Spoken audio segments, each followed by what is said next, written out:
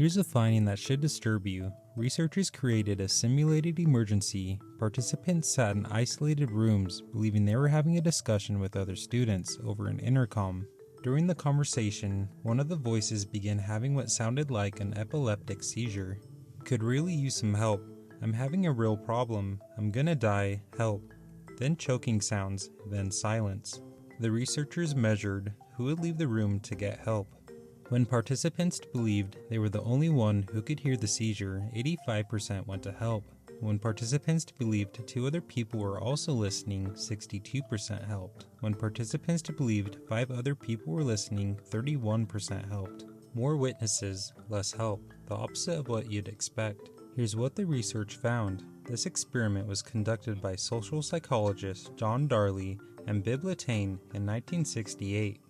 They call the phenomenon the bystander effect, the finding that the presence of other people reduces the likelihood that any individual will help in an emergency. You would think more people means more potential helpers, but the psychology works in reverse. Here's the mechanism. Darley and Latané identified 3 psychological processes that explain why witnesses fail to act. The first is diffusion of responsibility. When you're the only person who can help, you feel the full weight of responsibility. If you don't act, no one will. The burden is entirely yours. But when others are present, that responsibility gets divided. You assume someone else will handle it, someone more qualified, someone closer, someone who knows what to do. The more people present, the smaller your personal share of responsibility feels. In a group of 6, you're only 1/6 responsible, so you wait for someone else to act, and everyone waits and no one acts. The second mechanism is pluralistic ignorance. In ambiguous situations, you look to others to determine how to respond. If no one else seems alarmed, maybe it's not really an emergency. Maybe you're misreading the situation. The problem is that everyone is doing this simultaneously. Everyone is looking at everyone else's calm exterior and concluding that action isn't necessary. No one realizes that the calm is itself a result of everyone waiting for social cues. You don't want to be the one who overreacts, so you match the non-reaction of others. And collective inaction creates the illusion that inaction is appropriate. The third mechanism is evaluation apprehension. You are afraid of being judged. What if you intervene and you're wrong? What if the situation isn't actually an emergency? What if you make a fool of yourself?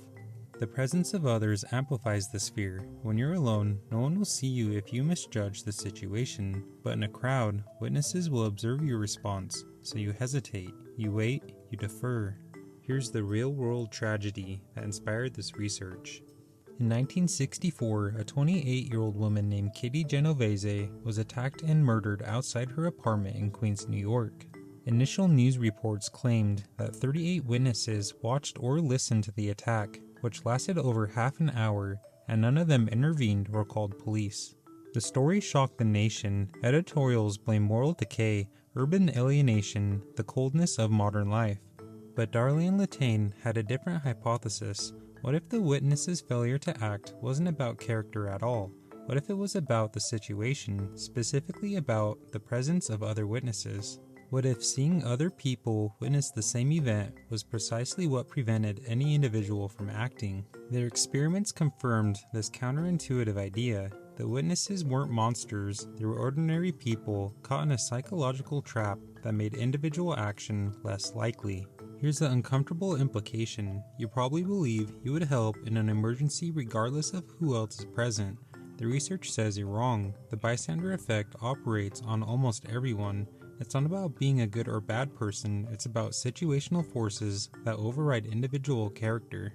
The participants who didn't help weren't callous. Researchers noted they appeared deeply distressed, sweating, trembling, visibly uncomfortable.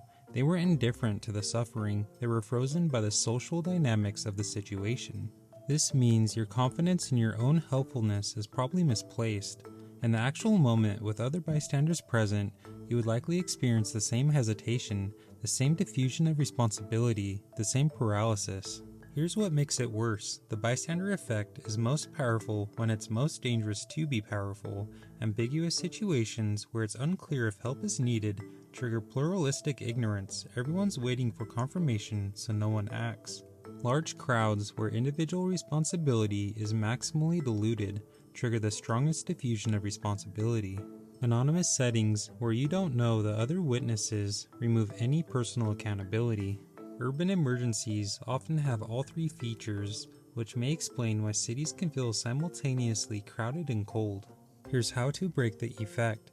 If you're ever in an emergency and need help, don't yell "someone call 911." Point at a specific person, make eye contact, say "you in the blue shirt, call 911 now." This collapses the diffusion of responsibility. It assigns personal responsibility to one individual. They can no longer assume someone else will act. The social dynamics that enable inaction are disrupted. If you're a bystander and you notice something that might be an emergency, act anyway. Don't wait to see what others do. Don't use their inaction as evidence that action isn't needed. Remember, their inaction might be caused by the same psychological forces operating on you.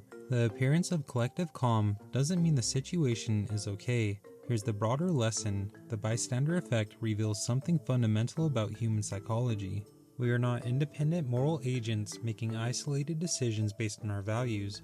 We are social creatures constantly reading and responding to the behavior of others. In many contexts, this serves us well. Social coordination requires attending to what others are doing, but in emergencies, this same tendency can be catastrophic. The very presence of others, which should mean more resources to help, becomes the reason no one helps. You're more situationally determined than you believe, and knowing that might be the first step toward acting anyway. Thank you for watching, and if you found this video helpful, don't forget to like and subscribe.